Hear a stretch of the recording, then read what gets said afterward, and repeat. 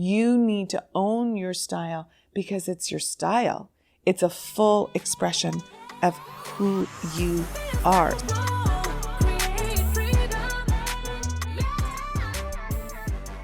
So as you listen to this story, some might say that, oh my God, you're changing to fit outer game conceptions, societal conceptions, or cultural conceptions of what someone who is rich does or is. You are changing to become someone you are not. Well, you could look at it this way. You could approach it with that as the framework, that you are making buying decisions about your clothing or your how you do your hair or where you shop based on some sort of fear of judgment about yourself, that you didn't like yourself. And to be honest, there is some truth here for me in this story. I don't think it was a cultural manipulation in my case, but you can't take that out completely. We live within the context of the culture. And sure enough, there's a ton of cultural manipulation of women. This is not going to be a podcast that goes through an expose of that. There is obviously a lot of ways that the world, the ad industry, the marketing industry, the fashion industry tells you what you should look like, right? So there are a lot of cases where Hollywood, where the ad industry tells you through marketing what is, sexy and beautiful and on trend and all of that. And that has an impact on everyone. So it certainly didn't have no impact on me, but I do have a different lens through which I see that you have desires and those are calling you forward, and you will resonate with the true desires for yourself. And you don't need to worry about whether that is manipulation or something outside of yourself that is causing you to make choices that you don't like, if you are living in the truth of your desire. So if you're truly owning your desires and saying, actually, that turns me on, or actually, that I really like, then you're not at effect, you're not being manipulated, you are making a conscious decision, a conscious choice. Oh, I like that and I want that. And you know that there's a difference there when it's coming from desire versus coming from fear of I'm going to be left out, fear I'm not going to be liked, fear of not fitting in or being judged. Those are fear-driven decisions that really are quite indicative of probably being manipulated by outside elements. Now, I started to say here that there is some truth to the fact that I did have an internal judgment of not liking myself. And that is 100% true. It's not everything that drove this, but there was an element of not liking myself, but not from a place of, how do I say this? Personal rejection, but from a place of, I really want to be this. This is the image I have of myself. This is who I know myself to be, and how I'm showing up now is not that. How do we resolve that? How do we reconcile that? But I was in judgment of the things that weren't aligned, instead of just being neutral about it and saying, actually, I don't want that anymore. Let's let go of that and let's step into who you want to be. Call that in. So you have to look at why it wasn't safe to own what I actually wanted. Because if in the beginning it had been safe to own what I actually wanted, there wouldn't have been a huge amount of self-judgment around it. I wouldn't have been in confusion around it. So we have to look at where that confusion comes from. And for me, that confusion came from how I was raised. And I'm going to share a few of the double binds that were keeping me small as I moved into adulthood. So one of them came from my relationship with my father. And that was a double bind that said it wasn't safe to be absolutely friggin' beautiful, gorgeous, and rocking your beauty and be smart, okay? Be intelligent in this world. That it wasn't safe to spend money on your beauty, right? On the things that required money personally, like clothing, like facials, like nails, like your hair. And it wasn't good to spend time on that, time adorning yourself, time picking out your jewelry, time picking out how you want to do your hair, how you want to do your makeup. That took away from being powerful in this world, smart, confident.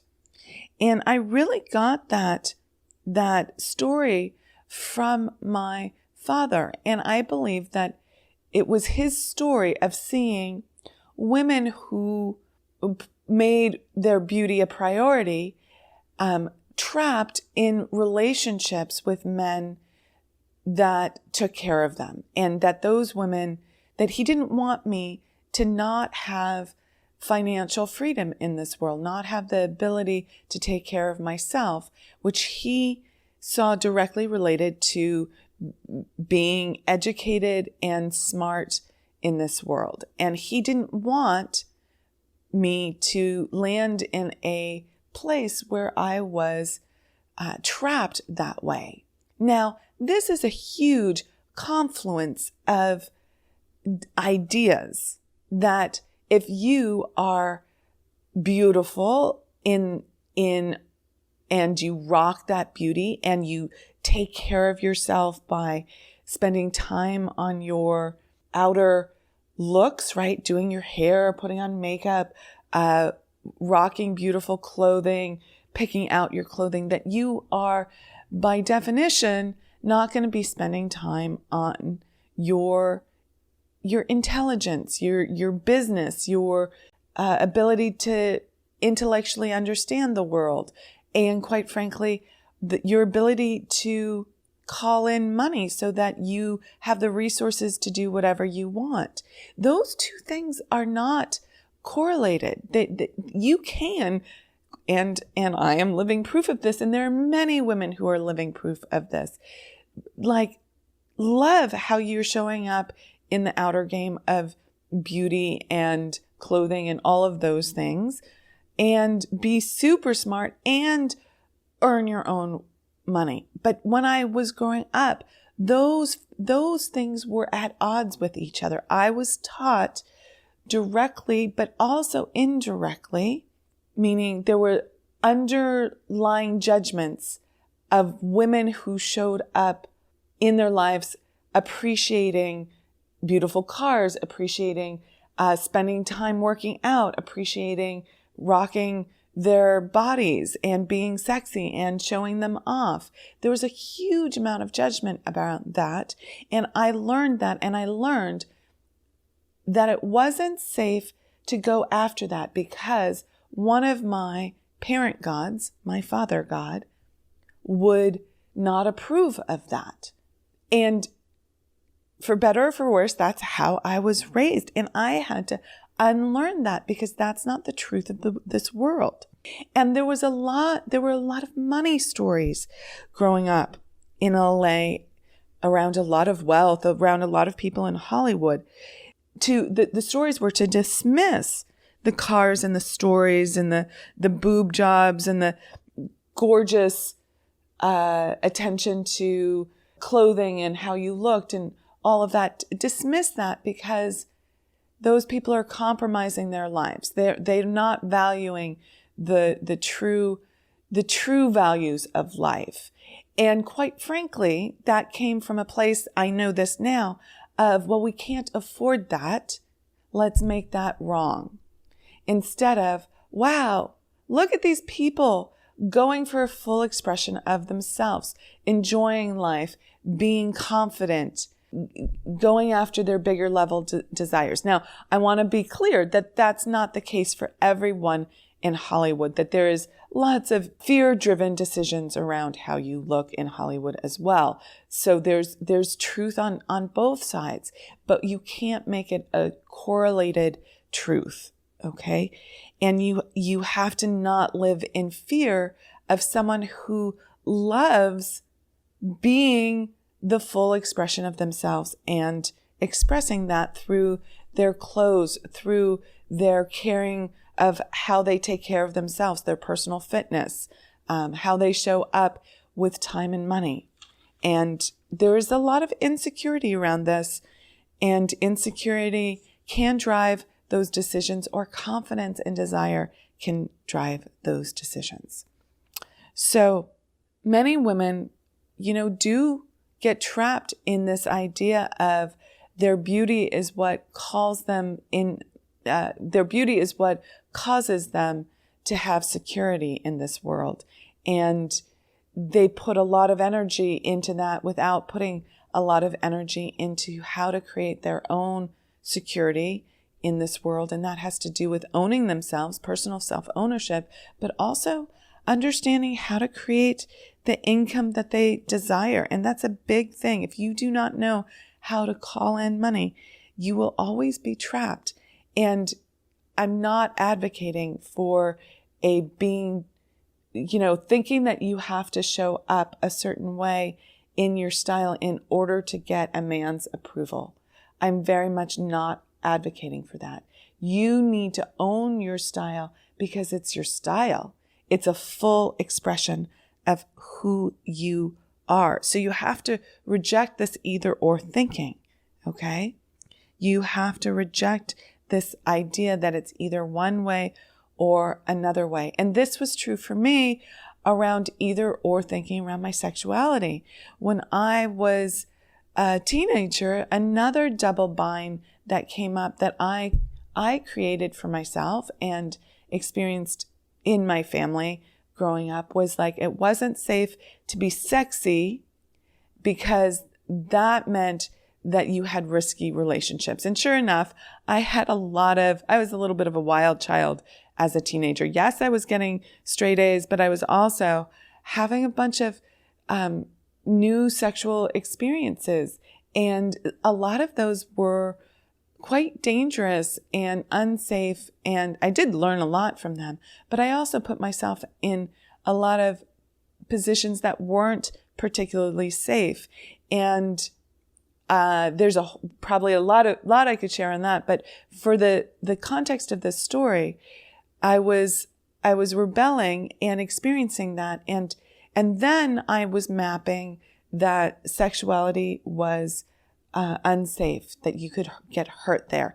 And I was playing out a double bind that was also something that I learned from my father, who was trying to do the best with what he had and protect me from sexual relationships that would cause pain and disappointment. And I got a lot of that growing up, like hold off having sex, and sex is, an underlining sense that even though there was a great conversation around sex, there was also underlying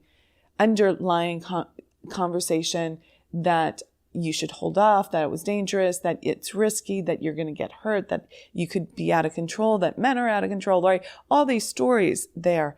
And so there was a lot of confusion around that and suppression in how I showed up with my sexuality and how that came out in my self-expression, in my energy, and also in the clothing that I wore. And I went from a little bit of a wild child as a teenager to very much a conservative, I just want to wear comfortable clothes person, where I didn't have a lot of sexual expression in my clothing. I wore a lot of leggings and clogs and sweats and big t-shirts and big sweatshirts. And I was very much in the comfortable clothing camp. And it was the cozy, comfy bunny slipper camp versus I'm an adult woman with adult needs, and I want to express myself as the beautiful woman that I am camp. So I had to really work through a bunch of double binds on that as well. So I place that as a placeholder there as I go forward and talk to you about this additional piece, which is your self-image. So when you're young, you grow up with these blind spots that are created out of double bind thinking, and I've shared a couple of those with you. And you're also, your self-image also gets locked in your formative years. And that self-image for me was, don't be too beautiful. That's not safe. But don't be too ugly either. That's not approved of. Don't be too sexy, but don't be too plain. Don't be too much. Don't be too little. And you could say, I know that many of you will go to that place of like, this is our culture limiting women. And there's truth to that. Okay. This is the culture saying this is how you have to be. But fundamentally, I learned this in my childhood, in my family, in my environment growing up. And that self-image was set very early on. But you know what? It wasn't who I knew myself to be. It wasn't the truth of who I was. And yet that self-image kept getting played out over and over and over again. And I would describe that self-image as a beautiful woman, but an ordinary woman, not someone who was extraordinary, not someone who was really owning her beauty, and someone who was a little disheveled, a little frumpy, a little didn't care, but didn't let her go so far. And I needed to learn how to expand that self-image. So what I started to do was to move outside of those lines, okay, to start living a life that was different than that self-image. And I really had to learn how to do that and understand that I wasn't showing up that way, and I hadn't been most of my life. And clearly I had had plenty of time to show up differently, but I must be programmed not to. Otherwise I would be getting different results because the image of who I wanted to be was so radically different than how I was being. So that self-image was locking me in to only spending a certain amount of time on my style, only spending a certain amount of money on my style. So you got to look at those two things. Those are the two main resources. What are you spending your time and money on? And is it an expression of what you value? Well, clearly it was an expression of what was valued growing up, but it wasn't the expression of who I wanted to be, who that 7-figure business owner was. I had to think about who she wanted to be, what she valued, and did my energy and my outer expression match that? And then were the ways that I was spending my time and my money matching that? And the answers, of course, were no, multiple times no. So I had to start confronting this with simple choices. And they were simple choices, but they were confronting choices, like how I was spending my time and money around my hair, my clothing, my nails. Okay. So let's give it a particular example, a specific example. So for women, hair is very important. Okay. For many women, I shouldn't say for all women, hair is a thing. We have a thing with our hair. And I started to go gray many years ago, and it became more and more significant. And so I started dyeing my own hair, and I would get the hair dye from the drugstore, and I would sit and do my hair. And it was a 2-hour experience, and it was messy, and I had to organize the bathroom and set up the bathroom so I could sit there with my hair being dyed. And I had a whole strategy around it. And I would listen to podcasts and I would make it work. And I had my notebook out and I would do work and all of this stuff. And I had a whole story about how I was making it work and how I was so ingenious around this. And I was making great use of the time. And isn't this awesome? And yet I was sitting on the floor of my bathroom, the cold tile bathroom, cold. I never got it right because even when you put a heater in, it's too hot or too cold, but you can't put the clothing on because you don't want to get the dye on it, yada, yada, yada. And I did this for years and was perfectly fine with it.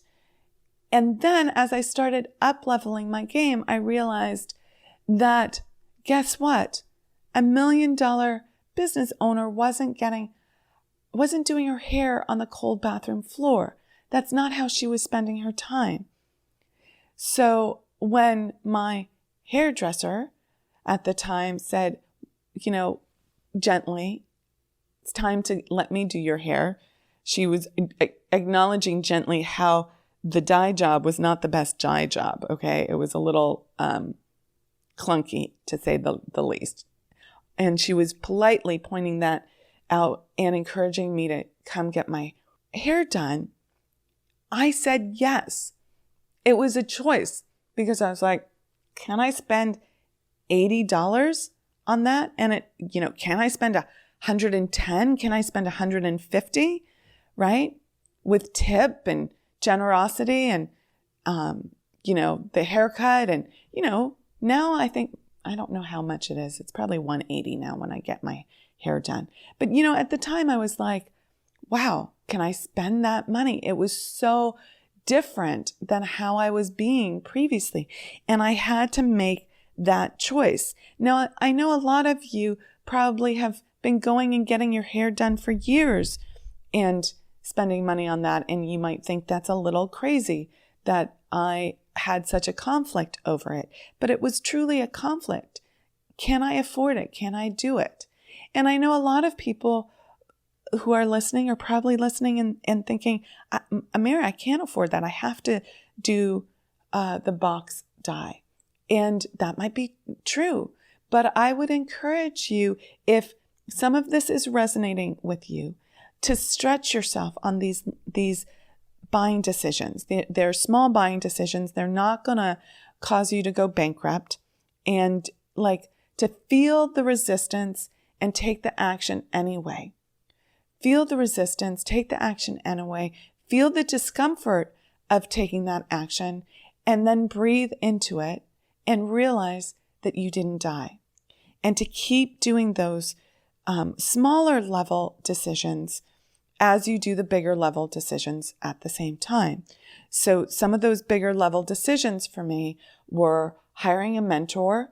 That was a very large investment. It was the investment of a mortgage on that a multi-million-dollar business owner would have.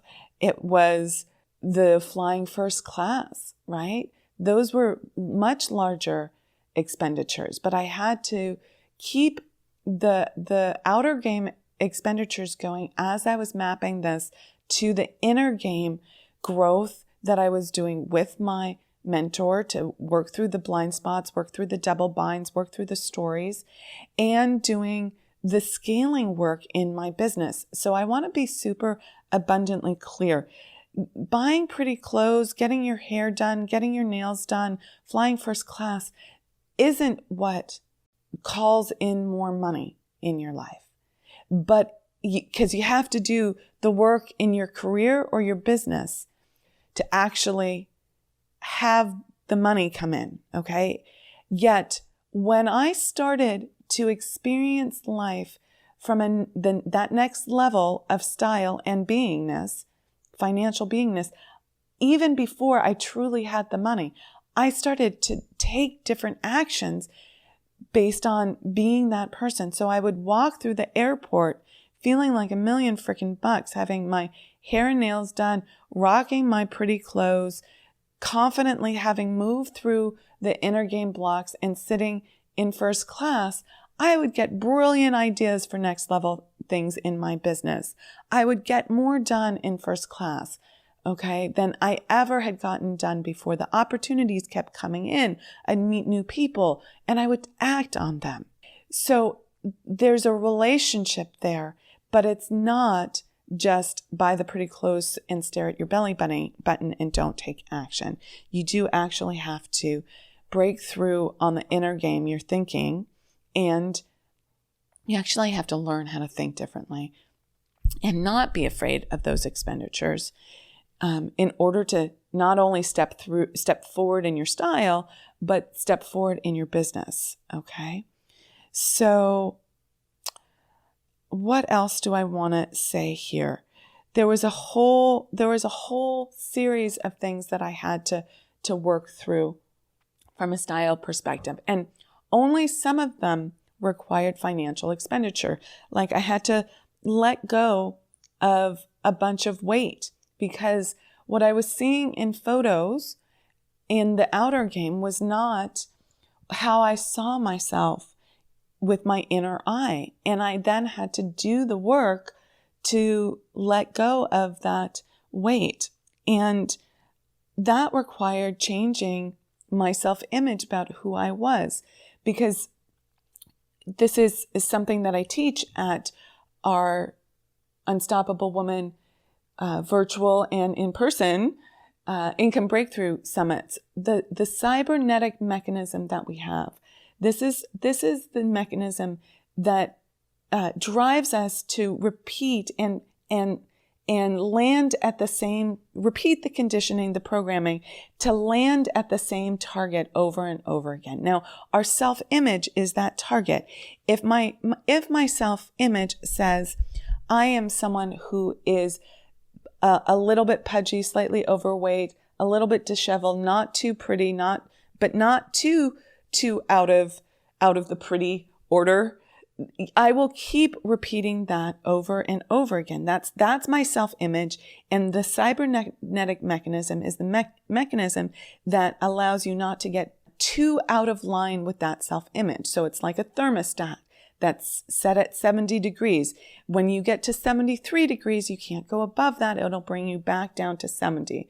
When you go to 64, it'll bring you back up to 70. And your cybernetic mechanism wants to keep you at your particular self-image, not too bold in your style and not too bland in your style. And that's what I was doing over and over and over again until I changed my self-image. And I did that through working through my double binds and my blind spots and taking the actions to become the 7-figure business owner. But I also did it by taking so those outer game actions of scaling my business to become a 7-figure business owner. But I also took the actions to become the 7-figure business owner I had in my mind's eye. She dressed like $1 million friggin' bucks. She didn't dress in a disheveled way. She showed up put together in the world. And so I had to raise that self-image and hold it clear in my mind, even when my cybernetic mechanism was saying, don't buy that. Don't spend money on that. Don't spend time putting on your makeup this morning or doing your hair.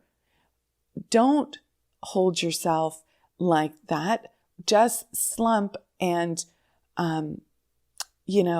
walk through the airport in a depressed fashion. No, I had to choose over and over again who I was being. And that's so important. I had to actually take the actions in the face of my conditioning saying, no, go here to this lower self-image.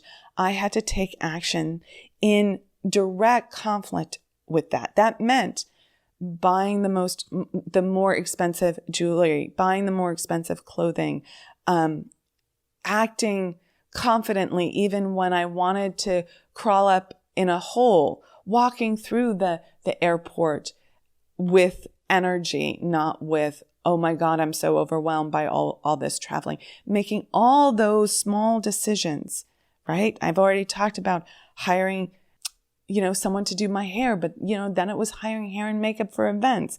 Then it's hiring higher and higher level professional photographers. It's continually up-leveling your style. And in the beginning, I didn't know what my style was. I actually had to hire experts to help me with that. And that was some of the best experiences of my life. I went to Neiman's in Chicago and I was terrified to go shopping there. The first time I went there, I went with a personal shopper that I hired, and it was like a security blanket. And I realized that, there are all types of people here, and the people who work here are not obnoxious. Some of them are, but not all of them. And I'll be treated very well here. Isn't that interesting? I had no idea. But one of the best decisions I made was to build a relationship with someone who worked at Neiman Marcus. Her name is Jamie. She's now moved on to a different store, which I'm slightly sad about, but she's still fabulous. And she had a great sense of style, and I knew nothing about style. And I went in there, and she would just show me different things, and she would push my comfort zone just a little bit. But I was confronted at the time because I couldn't fit into all the clothes that I wanted. And we had to do a lot of making it work. Okay, this style doesn't work for you. Try this style. Because I was really about 30 pounds overweight at the time.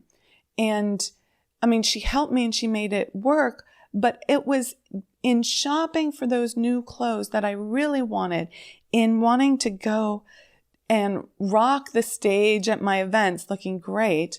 That's why I went shopping at Neiman's initially, was for these events.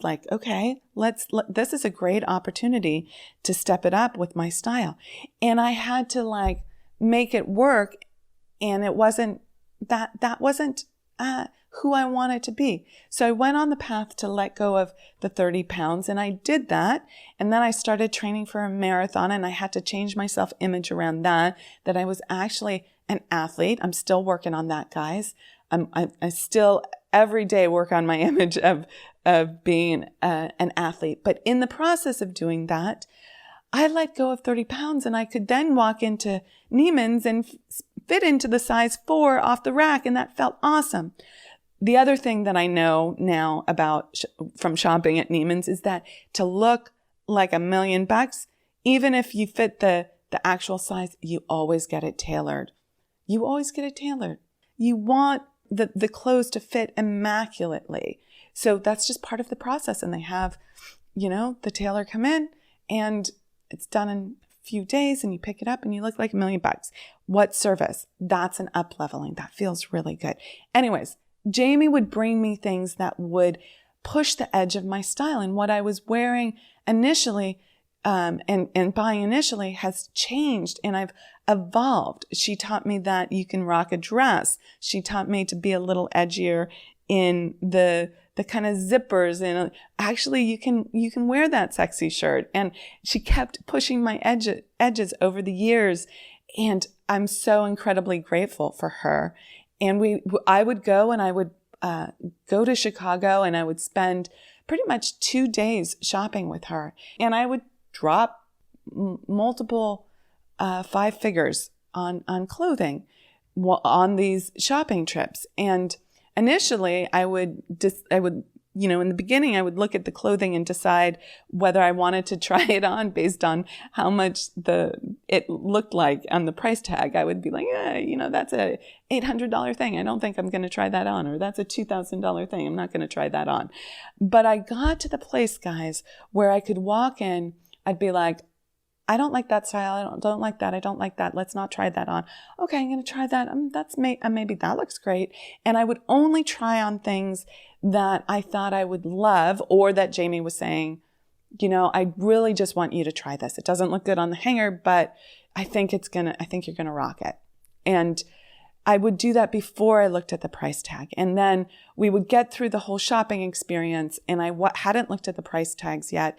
And I would have it lined up, and I'd be like, okay, these are the 3 things for the event. These are the things I need for just personal life living. Do I want all of these? Am I in my yes 100% on all of them? Because one of the things I've learned, and many people learn this over the years, is if you're not in your 100% on it, if you're in and like, I'm trying to make it work, don't buy it. Don't buy it. There's no scarcity in the world. Don't buy it. You'll find something else that's great. So I would look and say, what is my yes? And then, and only then, I would look at the price tag. Sometimes I wouldn't look at the price tag.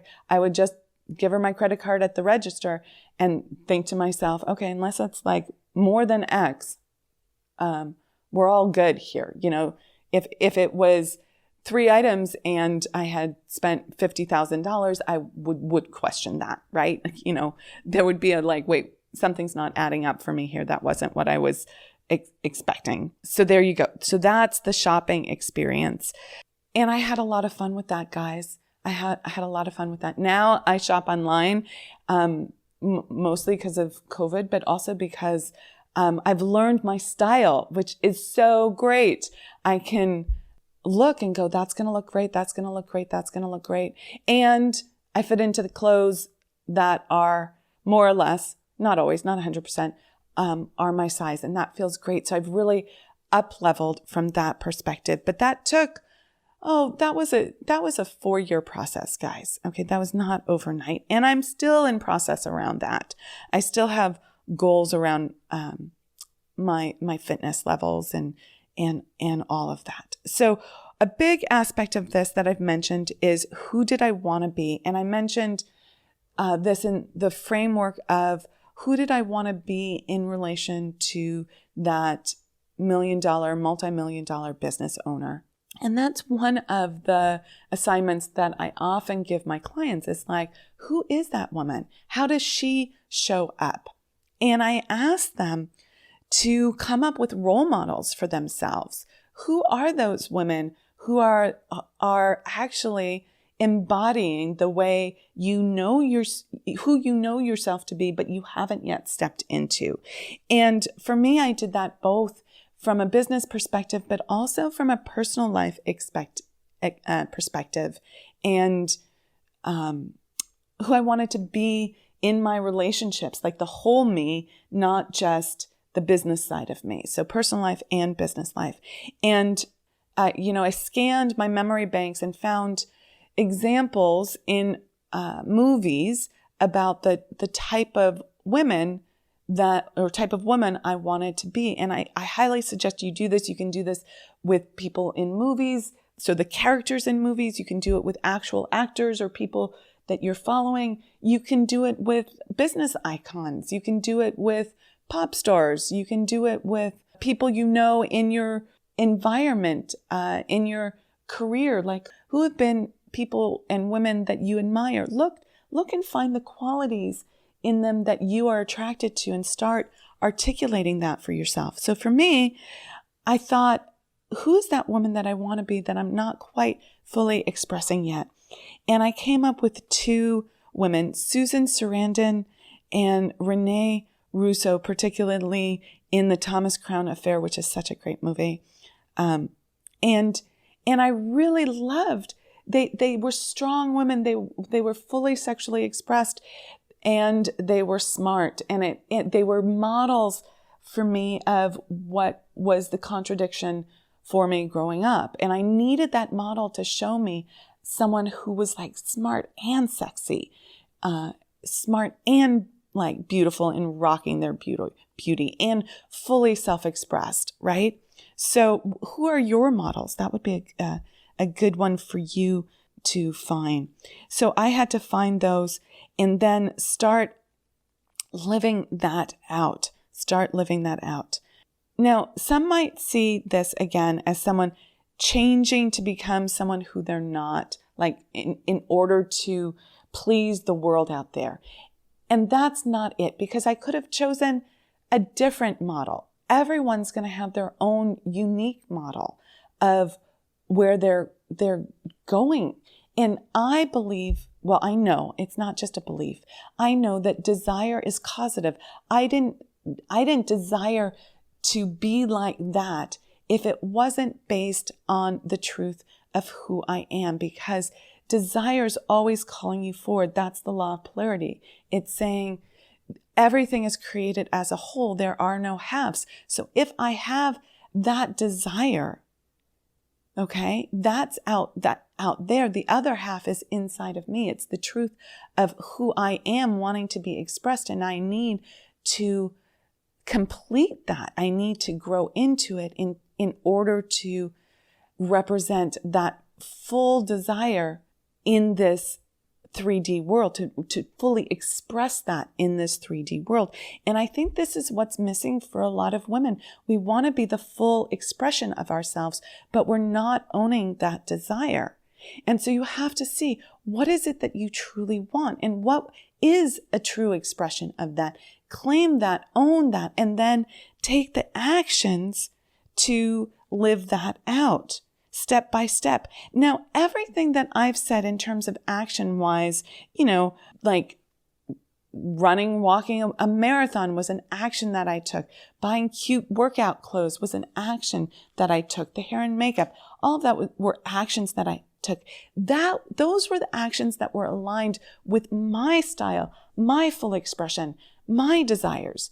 This is not a podcast that is advocating that you do exactly what I did in terms of the choices in clothing or the choices in action. But it is advocating you to step forward into your desires and to be who you know yourself to be, and to be a full expression of who you are. And the truth is, I had to let go of who I wasn't in order to step into who I am, who I was. I had to let go of who I wasn't in order to step into who I am. And that is the truth for everyone. And it didn't happen overnight. I continue to choose, and it doesn't stop. It's choice after choice after choice, step by step by step, as fast as I could, even when it felt scary. Even when the stories came up, the questioning came up. Can I afford that? Can I purchase that? Who do I think I am doing this? The fear of judgment, because it will come up. It comes up through other people. People will judge you. Oh, aren't you special wearing that beautiful coat? Aren't you all that and more? I got a ton of that. And I'm sure many people listening to this are probably judging me and talking about the materialistic qualities of this. Sure, we live in a world that is material. It's not spiritual in its entirety, right? We are spiritual beings having a human experience. And in this experience, there are material things. I want to enjoy the material world. I don't judge that. But I understand that people do. And I had to step forward despite that. And many of those judgments were in my head. Many of those judgments were said out loud. They were said out loud by my family. And you have to be okay with that. Now, in full, transparency of my family, there was judgment, but there was also support. Okay. So their stories came up, but their celebrations came up. So look, I only rent a compact car when I rent, as I pull up in my luxury Mercedes. And then and I could have previously taken that to be something that was cutting and about me and that I was doing something wrong, because that's how I would have taken it just a few years ago. I would have been so scared of that kind of comment. And notice that it's like just what I would do, right? Or this is how I do things. But your soft underbelly says, no, don't judge me over that. That's a judgment. When in fact, it's just a statement. but I had to grow into that level of confidence. And really in the next breath, my mother said, but this is a gorgeous car. This is lovely, right? Okay, so she also appreciated it. And I was then in a place where, I could handle it. But when I was first starting my journey, a comment like that, I had to protect myself from, because I was too tender. It was too new. I wasn't confident in my decisions to spend money in the way I wanted to spend money. So you have to work through all of this as you go about your journey. And it is a journey of personal growth. It is a journey of financial growth, understanding what you have to do in your business to scale so you have the income and the cash flow to live at the level that you want to live at and to be the full expression of who you want to be. It's growing your personal development, being a full expression of who you want to be. It is scaling your business, and it's making a bunch of 1,001 decisions on your personal style side of things, so that you are actually making choices in time and money to be that person. Now, I haven't spent a ton of time talking about the time decisions, and I will close this out by sharing just a brief nod to that. I had to look at how I was spending my time in relationship to that self-image. My self-image said it wasn't valuable to spend time shopping for clothes or getting dressed in the morning or paying attention to how things look together or putting on your makeup or choosing your jewelry or even having jewelry. So I had to spend the time shopping. I had to spend the time traveling to Chicago to pick out clothes. I had to spend the time online. I had to spend the time getting dressed in the morning, even if no one was going to see me, and so on and so forth. So those were learned skills. I didn't come up with that. Now, I didn't grow up with that. Many of you did, so that might not be your story. But my story was rush, rush, rush, throw it together, don't spend time on yourself. And, that's it. That's the way it goes. Everything else and everyone else was much more valuable. So this was a real act of valuing myself, an act of self-worth. And now I get dressed fairly quickly in the morning, but in a way that is both quick and valuing myself, because I figured out how I love to rock clothes, like what I want to wear. I rock it out. I pick it out very quickly. My closet's full of clothes I love. There's not a lot of noise or confusion there. And I've gone to girl school, which is what I laugh about. Having hired a lot of hair and makeup people for events and photo shoots, I'm always asking them questions about how to do things and buying product and, products that they recommend. And I've gotten much better at getting dressed in the morning very quickly and knowing how to rock it out. But that was because I invested in experts and took action on it. Okay, the way I want to wrap up this episode is to share a little bit about my process of going through those up-levelings in my outer expression of my style. So let's take flying first class, and because that was an expression of who I wanted to be, and it was a style. I wanted to fly in style, guys.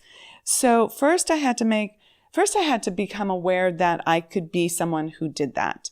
And I heard my mentor say over and over again, back of the car, front of the plane, fly first class, right?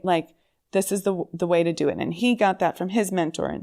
And this was you won't earn the money until you have a reason for the money. And I was trapped, guys. I could not pull the trigger on that for the longest time. I was like, okay, I don't get this. I don't get this. And yet the person who was teaching me and I was learning from had different results than I did. And I wasn't getting the results I wanted. So I was like, I'm going to do what he tells me, because the way I'm doing it isn't getting the results I want. But to be frank, to be honest, I was terrified of pulling the trigger.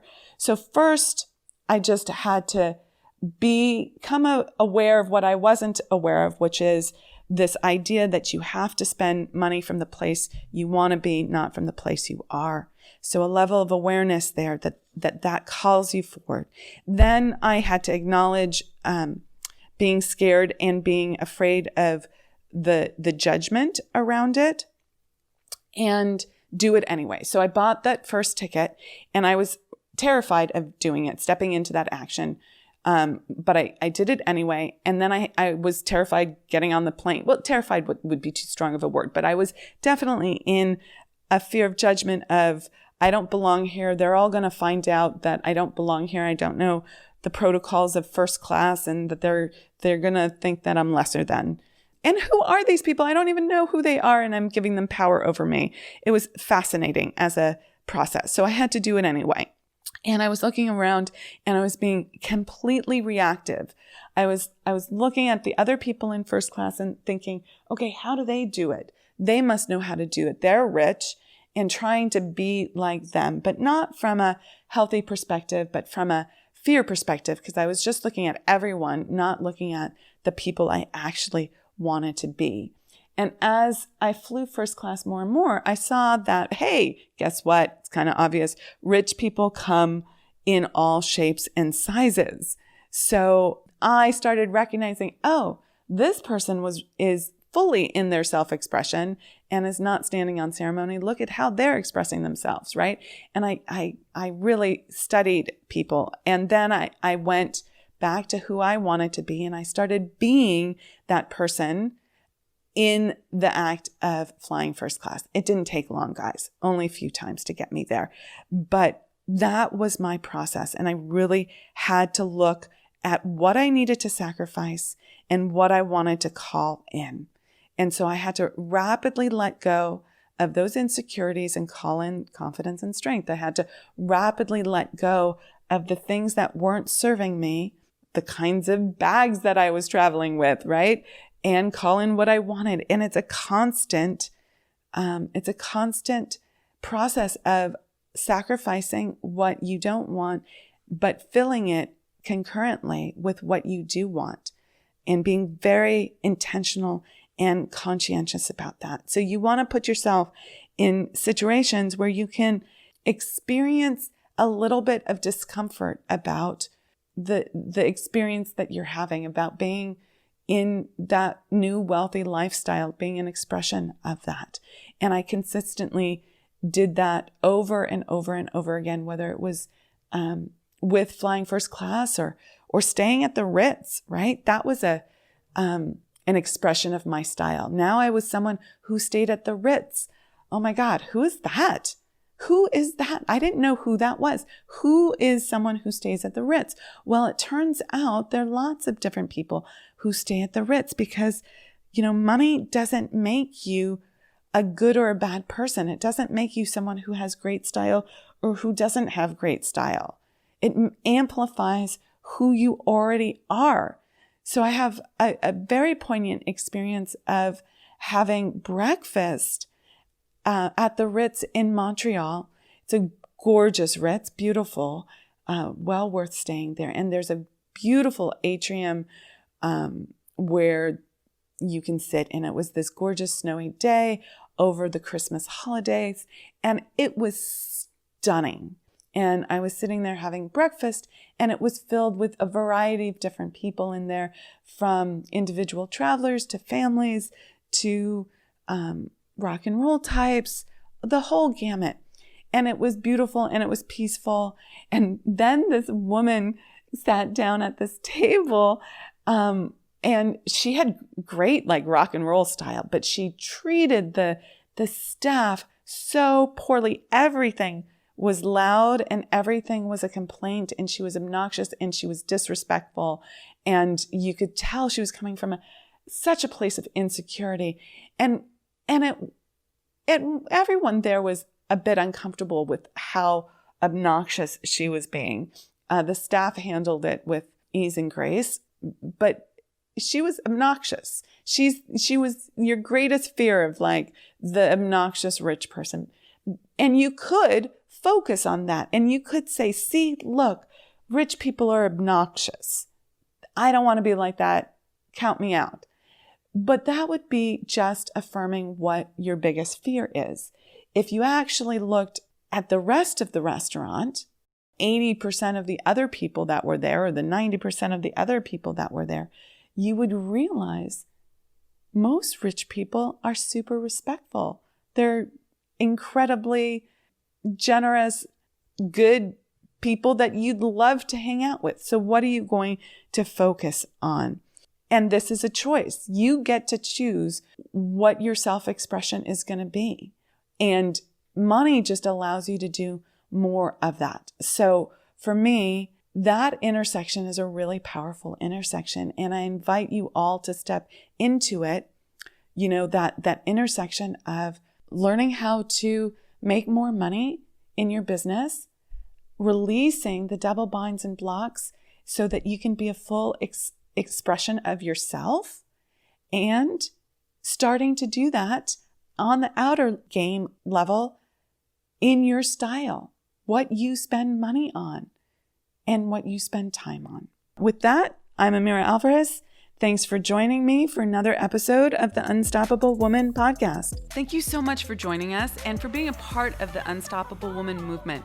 I want to let you know that we've got a ton of free resources for you for scaling your business at theunstoppablewoman.com/free stuff. Please go ahead and check those out. And we'd also love your help in getting the message out. Share this podcast with all the unstoppable women in your life, your friends, your colleagues, your business besties. Please do that. And if you're game, we'd super duper duper appreciate a review on iTunes as well. Thanks so much, and be unstoppable.